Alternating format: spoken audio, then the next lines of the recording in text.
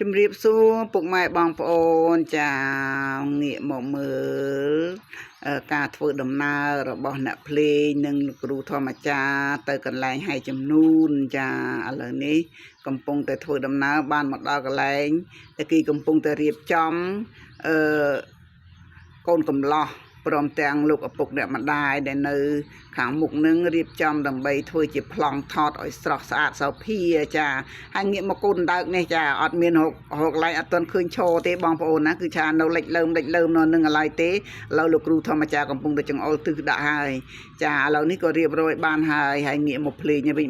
បងប្អូនណាមើលល្អឯងតែជ្រូកមួយទេវាកោតត្រតែម្នាក់វាទេដោយសារ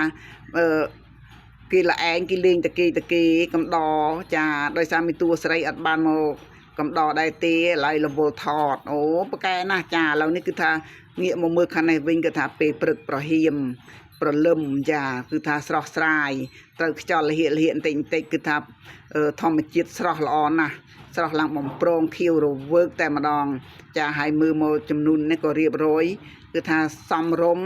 តាមប្អូនតាមຂ្នាតតាមតម្រង់បែបបត់ក៏រួចរាល់ដែរហើយបងប្អូនណាគឺថា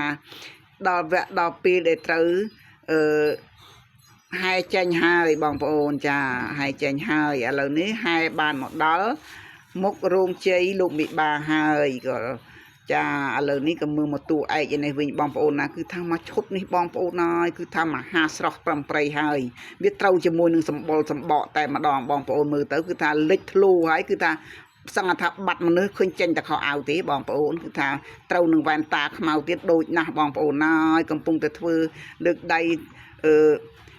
និយាយជើងការជាមួយនឹងលោកមេបាបង្គោលហើយសុំបើករនុកទុកទៅខាងស្ដាំតាមចំណាំពីបុរាណដើម្បីនាំនៅផុសភាមនាការចូលទៅក្នុងរោងជ័យព្រមទាំងកូនកំឡោះធ្វើពិធីកាច់នៅមុខរោងជ័យហើយងាកមកមើលមីនាងដែលគេឲ្យកាន់អាងប៉ាវកំពុងតែអើតទឺប្រកន្លែងឈរអត់ឃើញទីគេឲ្យទៅនៅខាងគេនោះម្នាក់ឯងនោះងាកមកមើលចំនួននេះកំពុងតែហែចូលហើយបងប្អូននិយាយជើងការរួចរាល់ហើយក៏បានហែចូលចាចំនួនហែមករៀបរងគង់អង្គុយទៅតាមបែបបត់តម្រង់របស់ប្រពៃណីខ្មែរយើងចា